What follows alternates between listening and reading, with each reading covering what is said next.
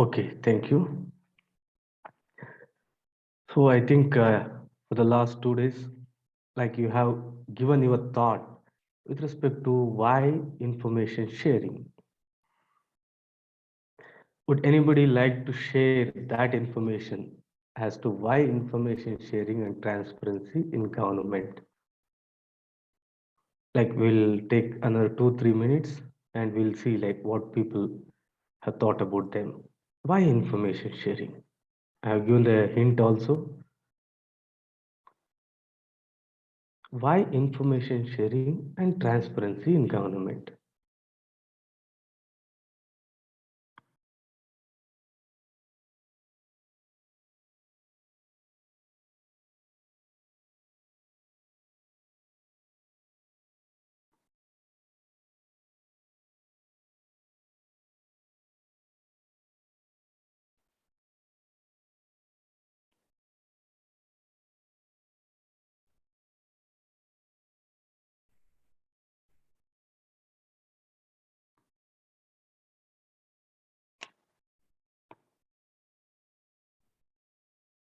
Okay, we got a message to ensure accountability. Okay, good. How? The answer is correct. See, this is the way, this is the thing which differentiate a ranker and a general student because it's general. Like information ensures accountability, ensures transparency, ensures efficiency, effectiveness,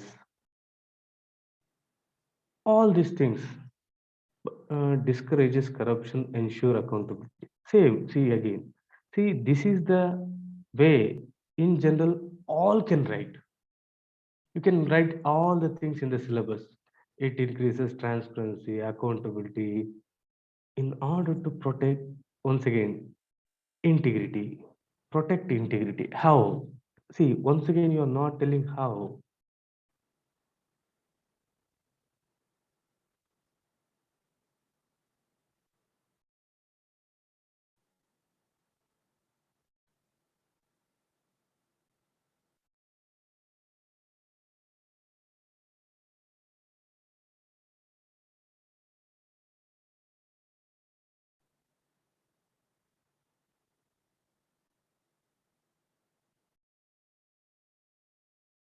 By consistency and transparency. Okay. Okay. This is, in fact, a very, very deep concept, very difficult to comprehend. That is the reason, like, I have also just, like, before I start my class, I just went through. The answer given there are very, very vague. Civil servants cannot hide anything, even if they want, if there is transparency. Okay. Okay, good. You have tried. But still, I am not saying that you are poor, you are average. Because still, there are some things which differentiate a ranker and a person who writes like general answers. In fact, everything what you find is a general answer itself. Okay. First of all, one thing which you have to keep in mind is here in democracy, people are the king. People are the final decision makers. People are the final decision makers. Since people are the final decision makers, it is imperative that they should have information. They should have information. And if they have sufficient information, if they have sufficient information, they can participate. They can participate. Participatory democracy. And information is knowledge. Information is knowledge. Knowledge is power.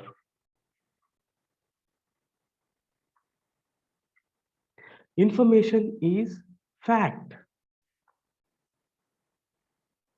Means information is truth.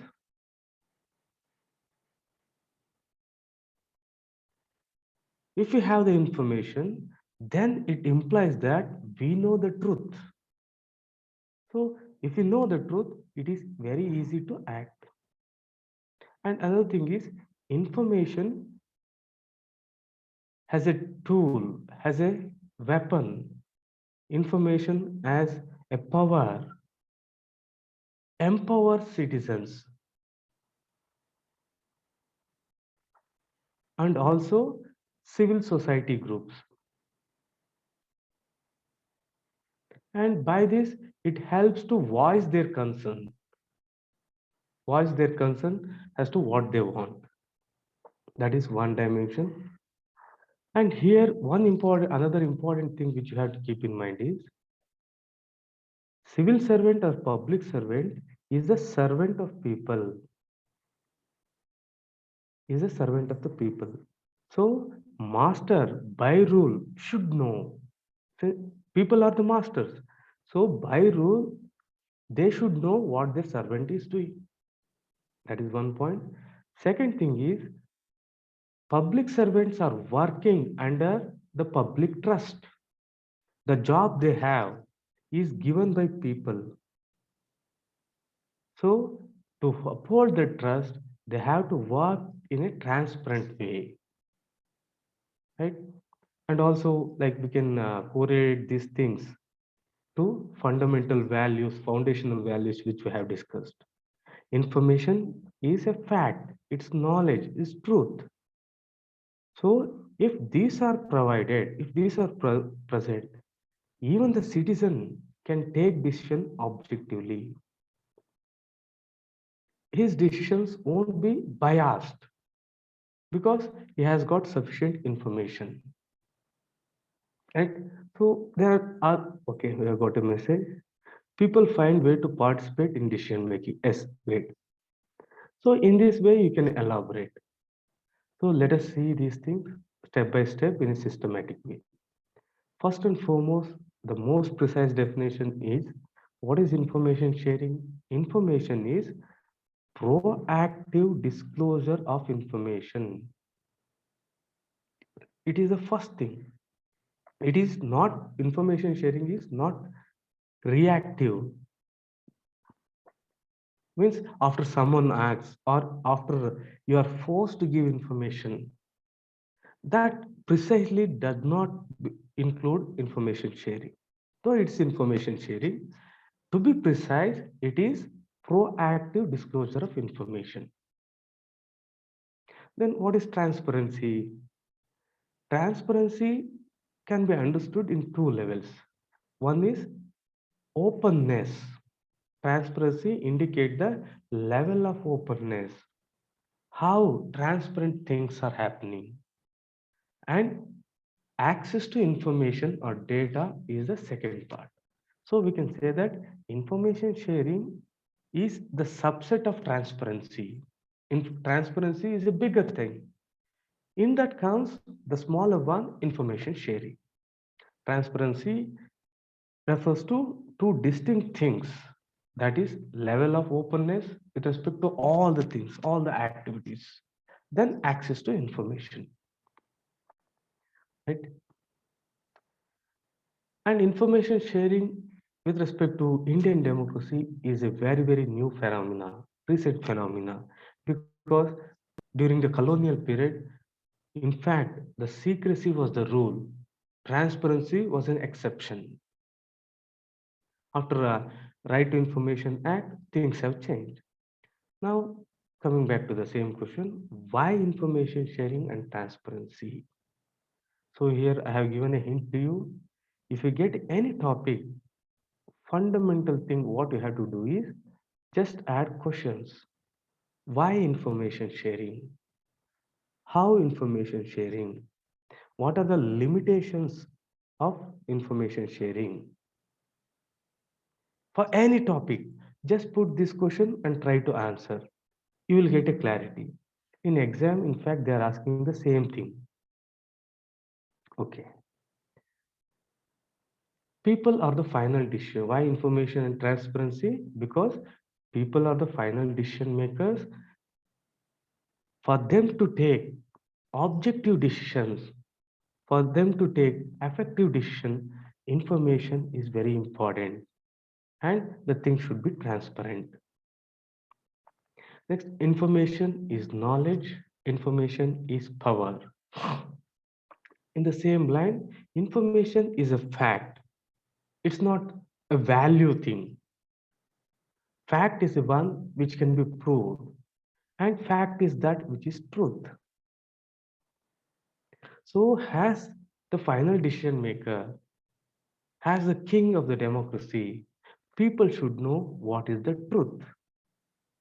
So, information sharing and transparency is very much needed for to know what is the truth is. Information sharing empowers the citizens and deepens their trust towards the government. And in fact, the whole government works on behalf of the people. They are doing the work which the people have entrusted to them with trust. So, by rule, they have to be transparent. By rule, they have to share the information. Right? And in the same one, in another way, people should know exactly what is going on, and people should know what is going on and what is the rationale behind this decision. For this purpose, information sharing and transparency is needed in the government. Then, information sharing and transparency, it by sharing information, there will be increase in transparency. Since there is increase in transparency, it increases the objectivity and accountability to the people. When the things are transparent, when the people are having the information, it is easy for the people to hold the civil servant or the public servant accountable. And these things increase predictability, increase participation, and also empowerment and welfare of the people.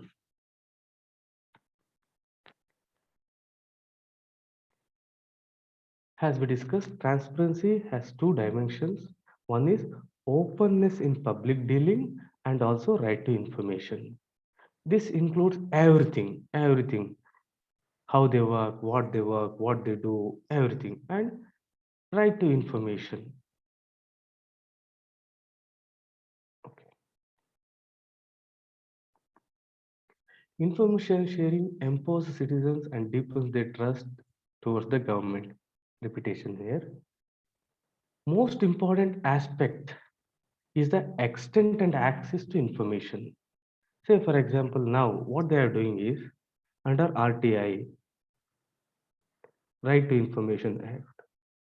First, if someone asks, has to say they will pay 10 rupees and they will ask for information. First, what they do is they try to, in fact, what normally happens, they say that this information is not available. Somehow, if he is not convinced or if he still insists, what they do is they will give some 10,000 pages. In that, they won't be giving exactly what is needed, what he has asked. They'll simply give 10,000 pages information. And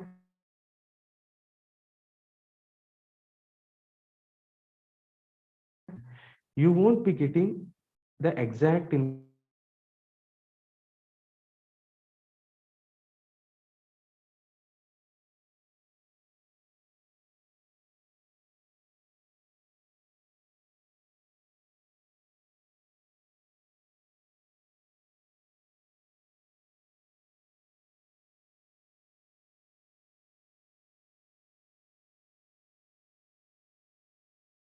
sharing empowers the citizens and deepens their trust towards the government.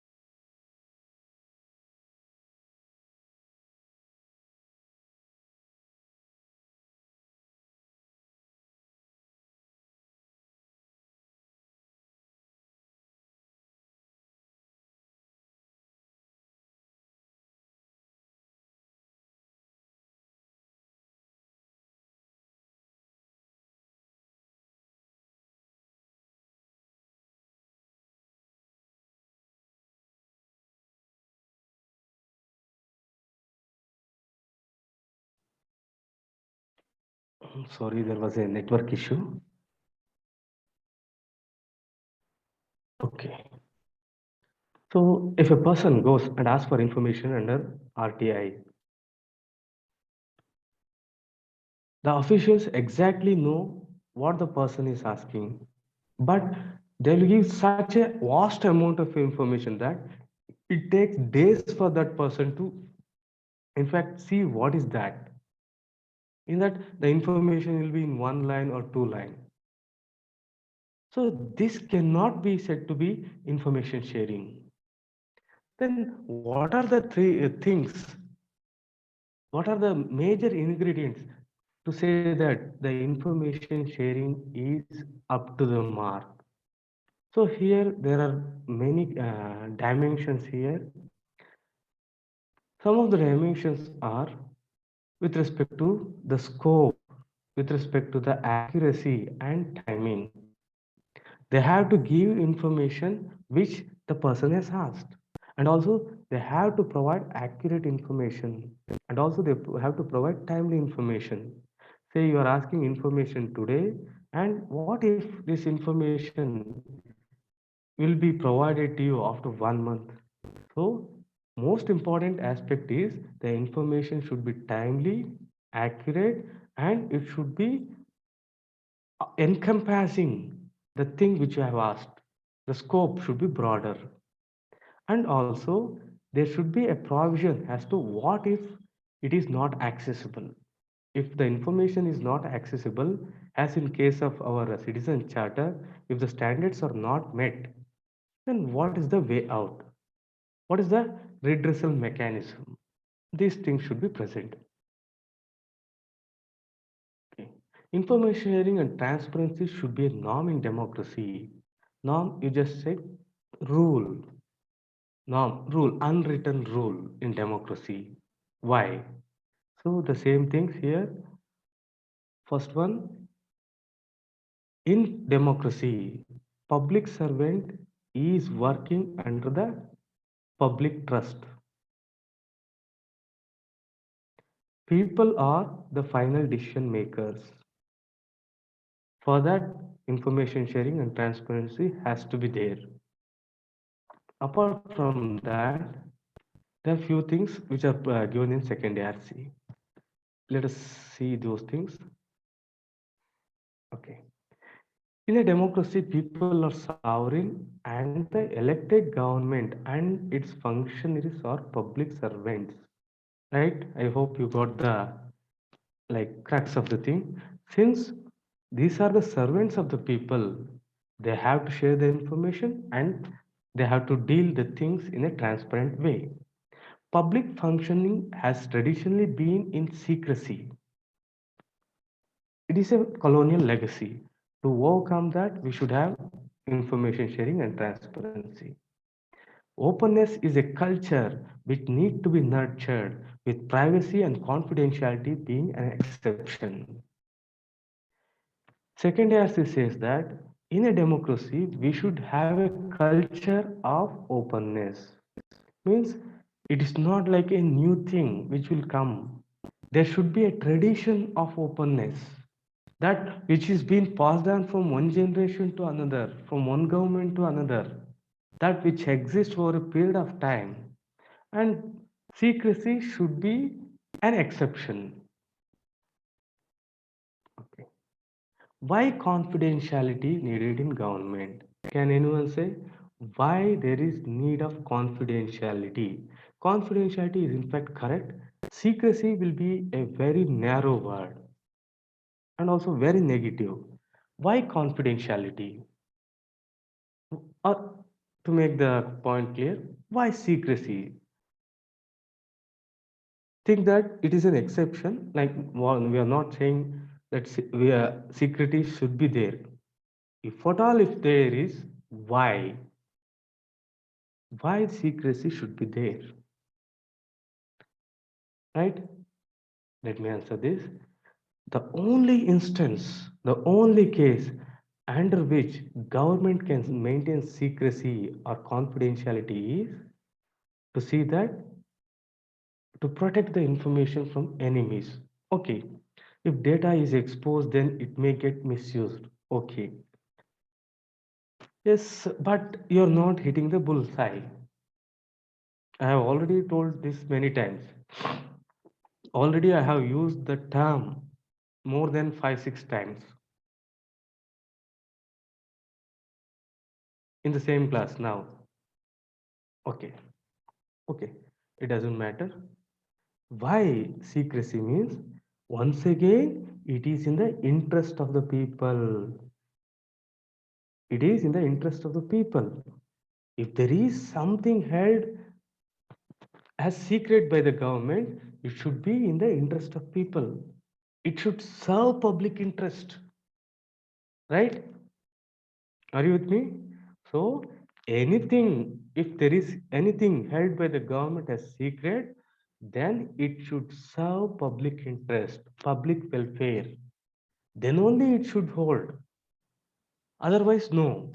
It's not about like government working for government working. No.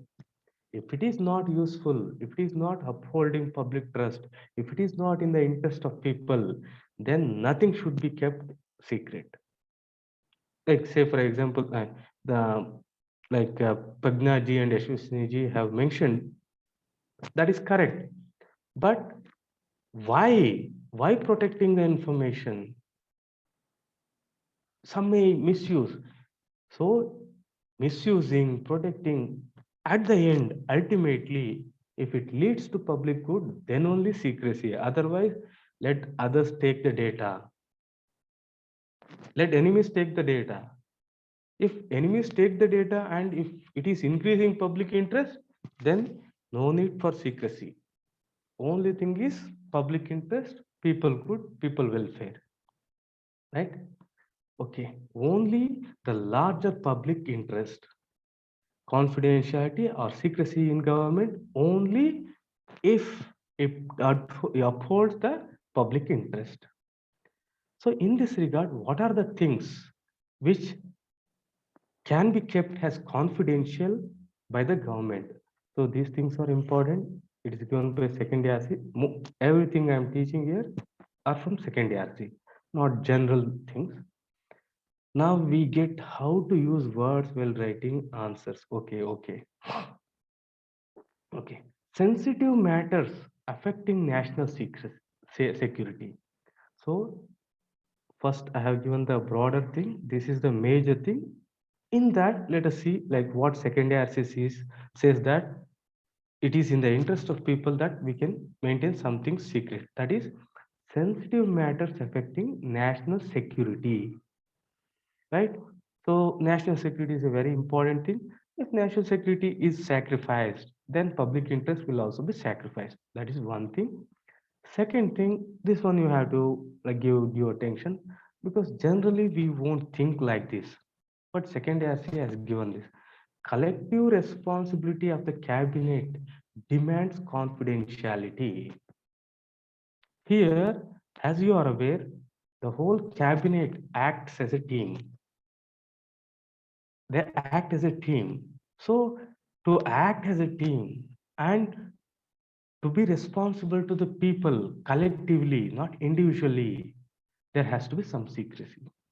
And also says that there are some things which under Right to Information Act, Section 8, the things are little elaborately mentioned, but the crux are these two.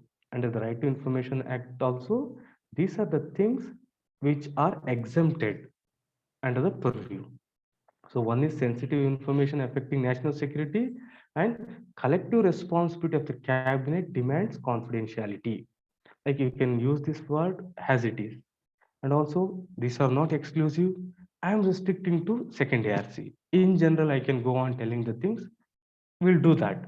In the next session, we'll discuss in the questions.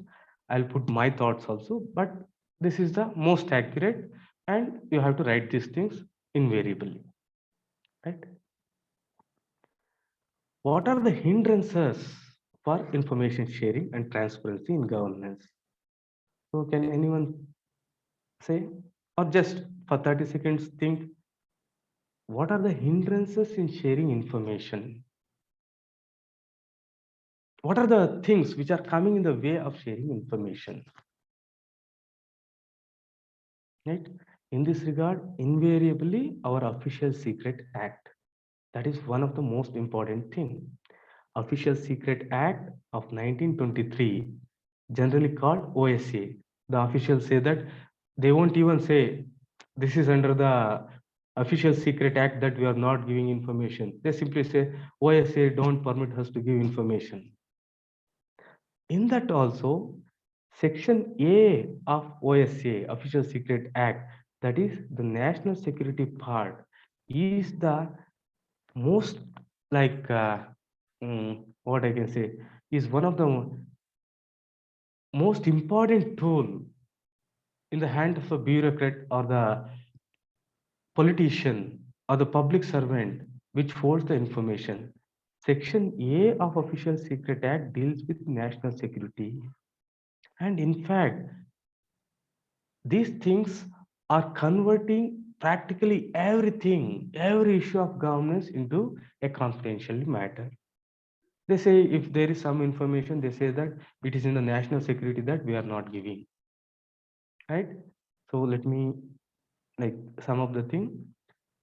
First and foremost hindrance is Official Secret Act. In that Section A, Section 5 of Official Secret Act, which deals with national security, converts practically every issue of governance into a confidential matter.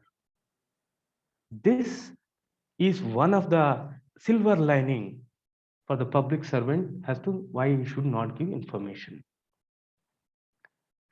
So UPSC has already asked this question. In 2019, it has asked, there is a view that Official Secret Act is an obstacle to the implementation of Right to Information Act.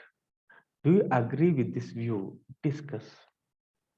Here, one point which you have to keep in mind is both are acts, means both are done by legislature.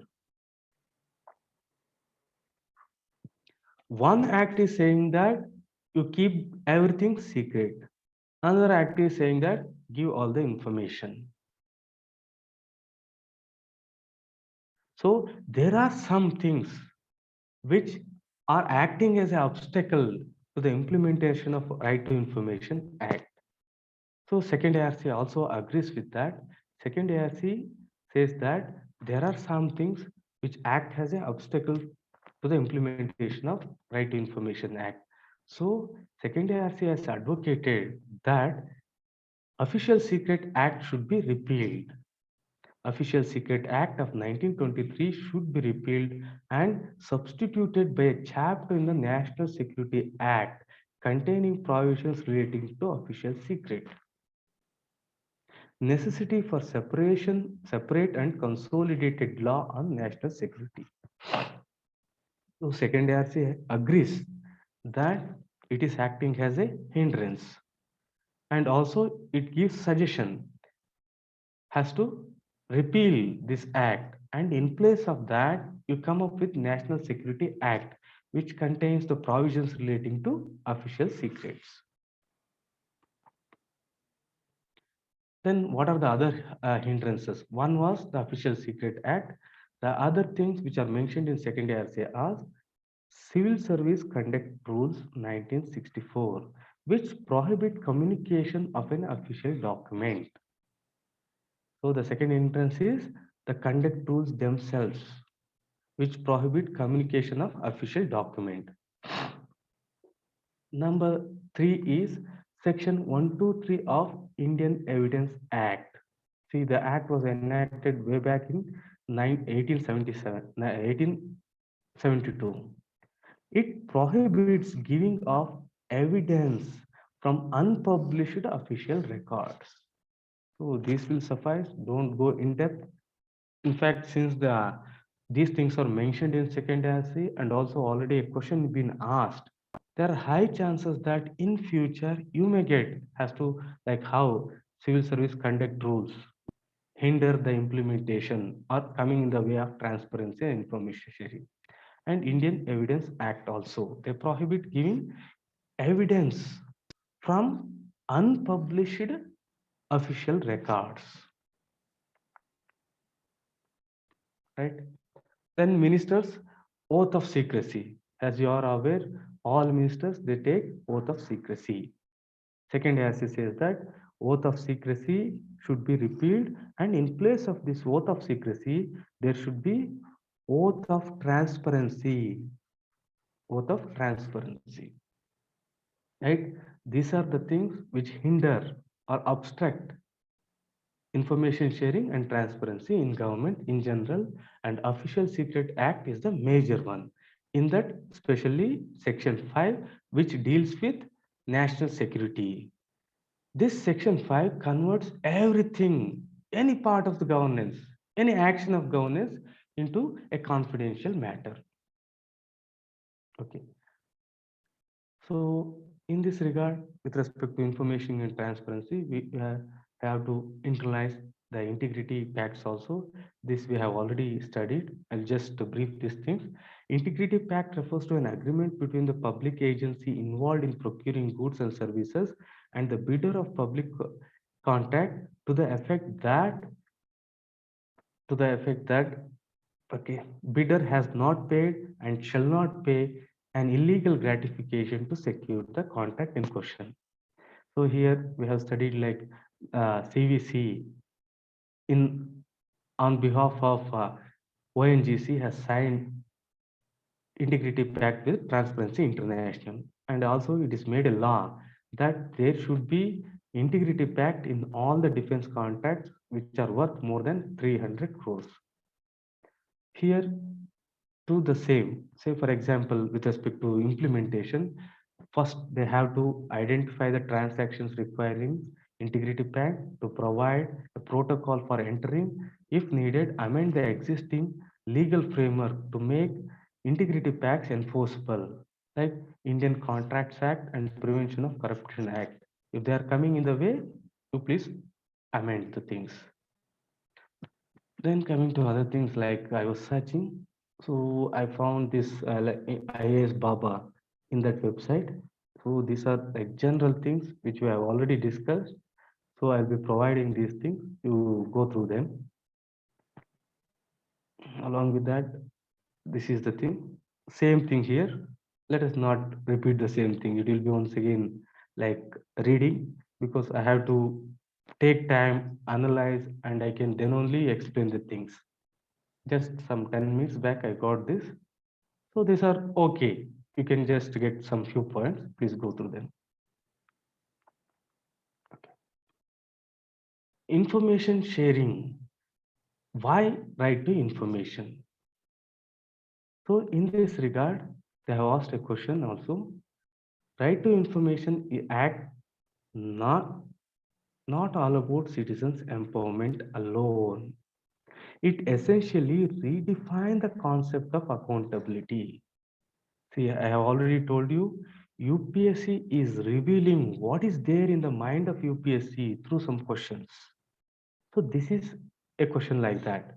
So in any of your future answers, you have to write this, because already it is there in UPSC mind. It is already there in UPSC, like whatever they say, text structure or something what they have. So in that, this concept is already there. So in any future answer with respect to this, UPSC will keep this point in mind. So you have to add this point. Right to Information Act or right to information is not just about empowerment. It redefines the concept of accountability. Here, the main important thing is, if you have information, you can hold the official accountable. In fact, it is very, very difficult to hold a civil servant or a public servant accountable. The major thing is they cannot objectively define what exactly he has to do. That is one thing. Second thing is, when the information is with you, it is easy for you to hold them accountable. Let us discuss all these things. Okay. So here we have discussed with respect to the accountability. This is one of the most effective ways, RTI. So here Just don't concentrate on this one. Next, you have to see to the permutations combinations. They may ask election. Elections are the most effective ways of accountability. How? Or they may ask like citizen charter or low to medium. How? Okay. So the same thing we have already discussed. RTI is basically necessary for good governance. Why? So you know the good governance principle. We just relate as to how this is leading to good governance. So information leads to transparency, by that objectivity, accountability, by that predictability, participation, empowerment of the citizens.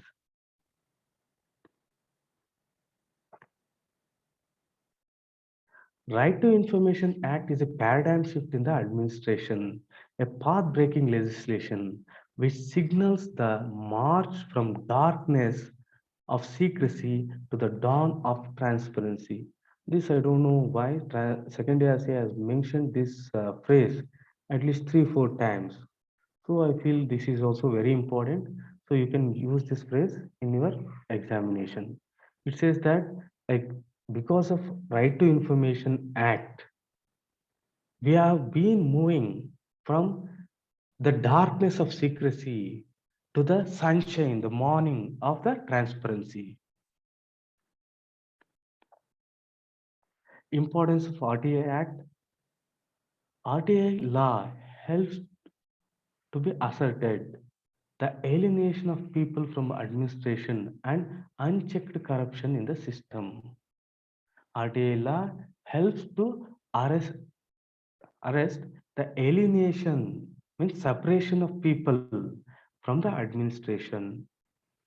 So according to second ARC, if there is information, there won't be alienation. People can interact, participate, and also it checks the corruption in the system. More participation in democracy, participate fully in decision making process. Scope of RTI.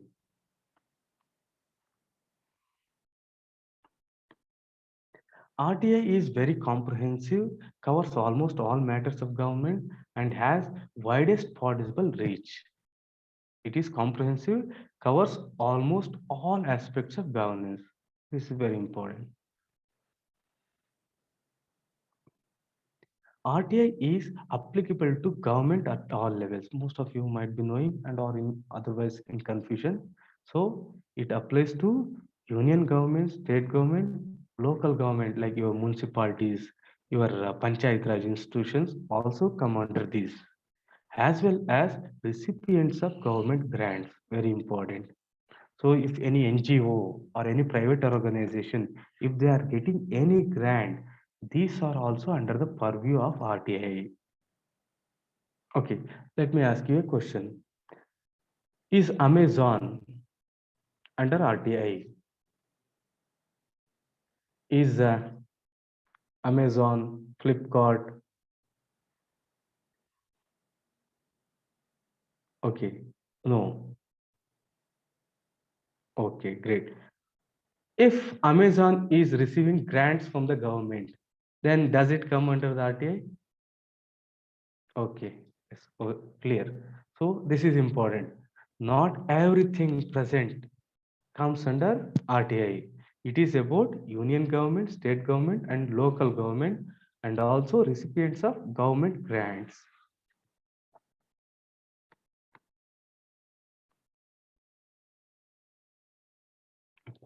Access to information under this Act is extensive with minimum exceptions. RTI is necessary but not sufficient condition to improve governance. This may be asked.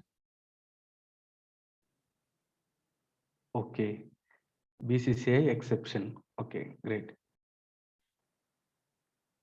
Okay, RTI is necessary but not sufficient condition to improve governance. Why? Think it over.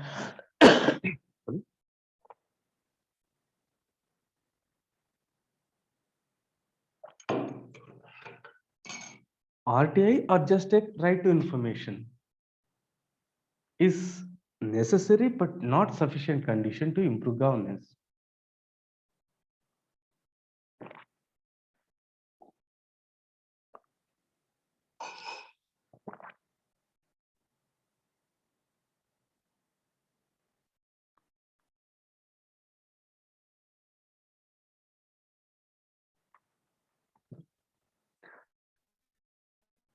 So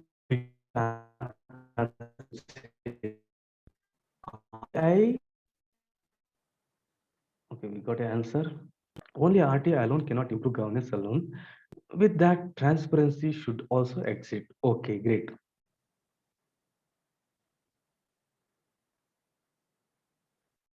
Okay, here we can say that RTI or any other tool, these are simply the means.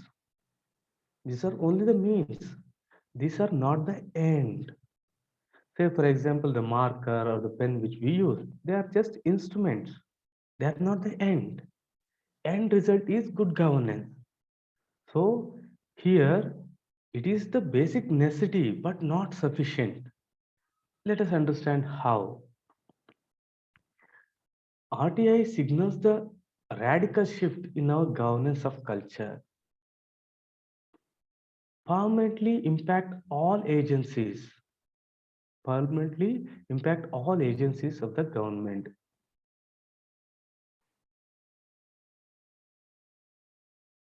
But obviously, one single law cannot change everything.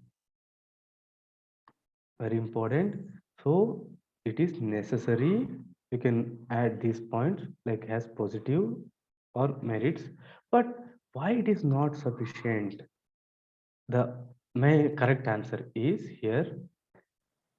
Obviously, it is necessary but not sufficient because one single law cannot change everything because of the British legacy. There are many laws, the British laws, which are not compatible with RTI. RTI was framed in 2005, right? What about Indian Evidence Act 1872? What about Official Secret Act 1923? So here in all these laws, there are some things which which like which empower will be a bad word, which give permission for the civil servant to hold some information secret. So it is a necessary but not sufficient condition because there are many laws in which they they can like withhold the information.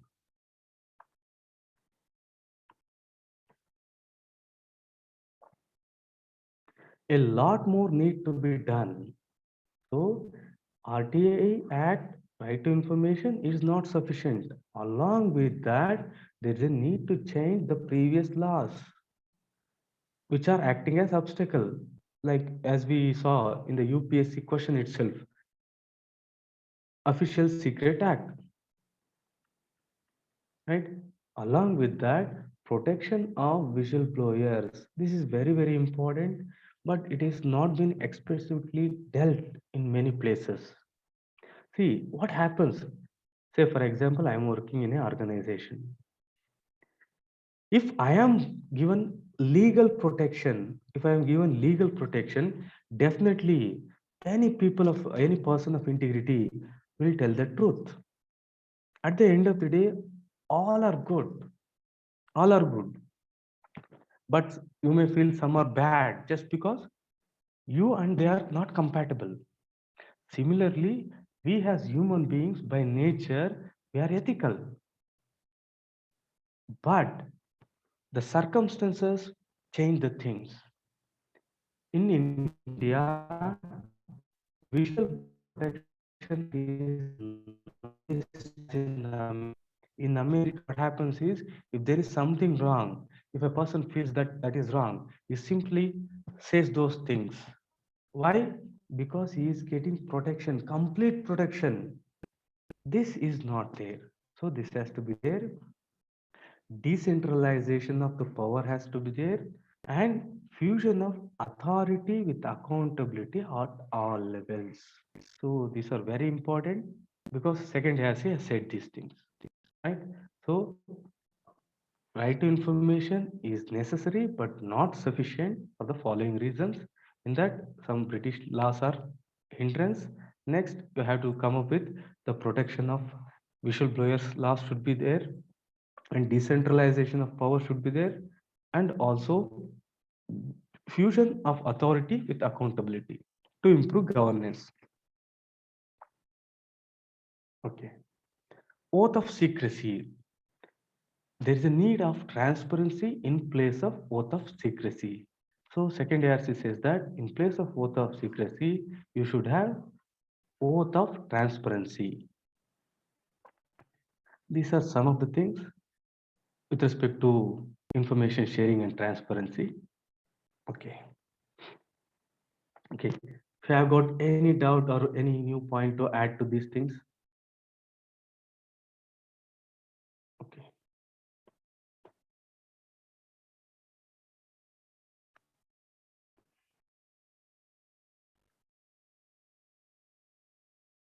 Okay, we got a question I was seeing rather. Social audit is nothing but audit by society. In simple terms, social audit, social audit is nothing but audit by society.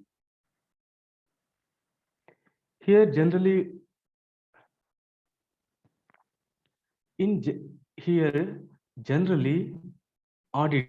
Yesterday we discussed about audit. Audit is just going through the accounts of any organization, right?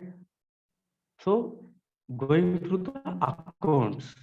Here, society is going through, looking into the records, accounts. That's it. So here, in case of especially Panchayat Raj institution, social audit is explicitly present. Because of that, anyone, any individual of that area can go and check the accounts, right? So it is the power of an individual or the social group to check the accounts. Okay. So here we will be discussing about strengthening the ethical and moral values in governance. So here I have already given you the clue with respect to this topic, strengthening the ethical and moral values in government. Here, if you search throughout the second ARC, exact thing you won't get. You have to take the other way. Corruption, if corruption is present, then ethics is not present. So, if you want to strengthen ethics, then you have to weaken corruption or eliminate corruption. So, you have to write all the things through which you can eliminate corruption or make the corruption least. Since they have asked exclusively for governance, we'll concentrate and confine it to the governance itself. So this is there in chapter number 6, not 7. Okay. So here, governance. First and foremost, you have to like decode the question. Anything if they ask, like, what do you understand by social audit? So now, social society audit means going through the records. So in that way, they have asked like strengthening the moral and ethical values in governance. So you should first define, or you have to at least keep in mind what governance is. Is primarily a series of service operations with ultimate objective of maximizing citizens' welfare. Okay. Second, as he says that ethical standards do not by themselves ensure ethical behavior, right? So ethics simply says about standards. Ethics simply says what is good, what is bad, what is right, what is wrong based on certain standards or principles. But these principles themselves won't ensure ethical behavior. So for ethical behavior, we require a robust culture of integrity, right? Very, very meaningful sentence. It says that ethical standards, what is ethical, is commonly present in all the societies, but they themselves won't bring about desired ethical behavior. For that, we should have a culture of integrity. Corruption is an important manifestation of failure of ethics. So you have to answer in this logic also. So ethics has failed. Ethics has failed and it has manifested in different ways. Corruption is an important manifestation of lack of ethics or failure of ethics. Okay, we got a message. Okay, anything which maximizes people welfare. Okay, great. Next, ethical framework for ethical behavior. In the very beginning, in the first chapter, in the fourth report, second has mentioned this. Any framework of ethical behavior must include the following. So, how to strengthen the ethical and moral values in in governance? First, you should have a framework for ethical behavior. How can we have a framework? Any framework of ethical behavior must include the following. Number one, codifying the ethical norms and practices. This is important. See, what are the ways in which ethical norms and practices are codified? Please let me know. What are the ways in which ethical norms are codified in general?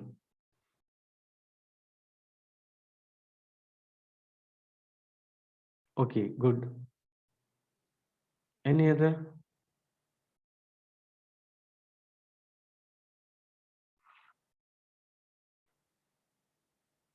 Constitution, code of conduct. Okay, okay, code of ethics. This is with respect to like governance or constitution. I'm asking general, in general.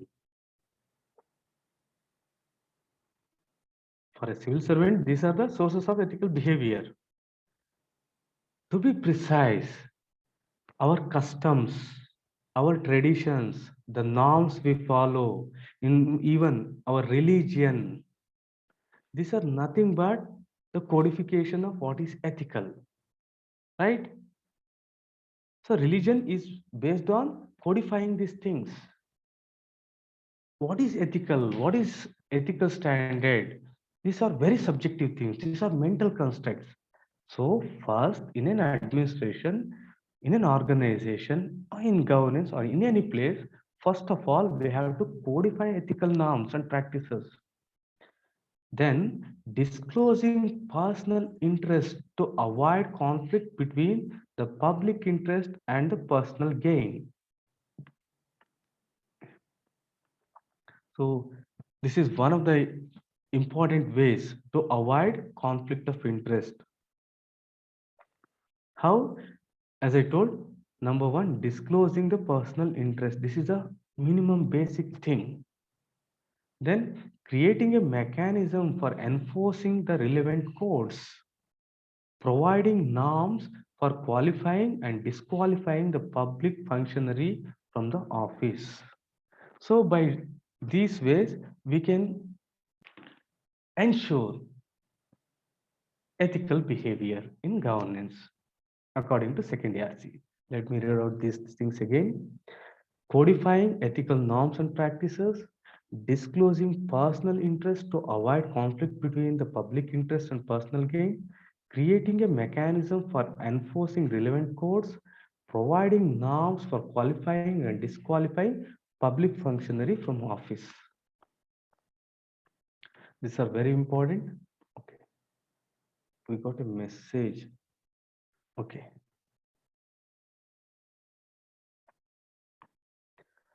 How to promote the ethical behavior? It was to repeat, I repeated. Crux of ethical behavior does lie in adoption of ethical standards. Ethical behavior does not lie in ethical standards themselves. Ethical behavior lies in adoption of these ethical standards. Ethical behavior lies in sanction against violation of the ethical standards. In putting in place competent disciplinary bodies to investigate allegations of ethical standards and impose sanctions quickly, in promoting culture of integrity. The crux of ethical behavior does not lie in bold words or expressions enshrined in the ethical standards. It lies in adoption of these ethical standards. If someone violates these standards, what are the sanctions? What are the punishments? You have to notify them. Then afterwards, you have to put some person, competent person in place so that he takes the disciplinary actions. He investigates the things and also in promoting the culture of integrity. This word is very important. You please use it. It is often used in the second RC report. I hope you know the meaning of culture of integrity. We have discussed sufficient number of times. Okay. Another important thing, ethics in governance, and across the board effort is needed to fight deviant behaviors. So here one more important thing. For this, you can refer chapter number 1 of fourth report of second years. Like in fact, whatever I am saying, like nearly 50% are from that chapter itself. Others are from other chapters. Okay. Ethics in governance has a much wider import than what happens in different arms of the government. Very important. So, how to strengthen ethical and moral values in governance? You have to write this. So, ethics in governance just simply means what happens between the four branches of the government, like executive, legislature, judiciary. It is a all-encompassing thing, a broader one. A across the board effort is needed to include corporate ethics and ethics in business. Very important. Second has he explicitly mentions this, and also I feel once this question has also come. Ethics in business. In fact, there should be a paradigm shift, a complete shift from the pejorative or the derogative business ethics to ethics in business. He says that, second he says that business ethics is in fact a derogatory term. Means it says, say, for example, like stealing. Stealing is also a business for many. So, what will be their business ethics? Are you getting the thing? So, stealers or robbers, they also have their business ethics. That is their business. One has to, so business ethics for a stealer. He has to use all the tactics. He has to be powerful. He has to bribe others. He should see that he is not caught. Even if he get caught, what he should do? He should not disclose the names of his partners. These are the business ethics of the business of stealing. But that is different from ethics in the business which is run based on ethical standards is ethics in business. There is a need for ethics in every profession. A voluntary organization, civil society structure, as these entities are now vitally involved in the process of governance. Finally, there should be ethics in citizen behavior, because such behavior impinges directly on ethics in government and administration.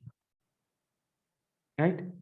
So here we have almost covered most of the dimensions here.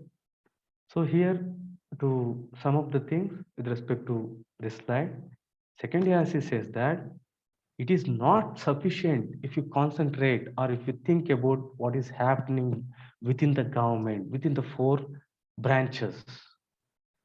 We have to take into consideration a broader, wider picture. This ethics in governance should include corporate ethics and also ethics in business.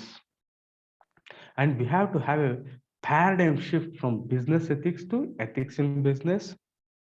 We also have to include ethics in every profession, all the voluntary organization, and also civil society structure, as these entities are now vitally involved in all the aspects of governance.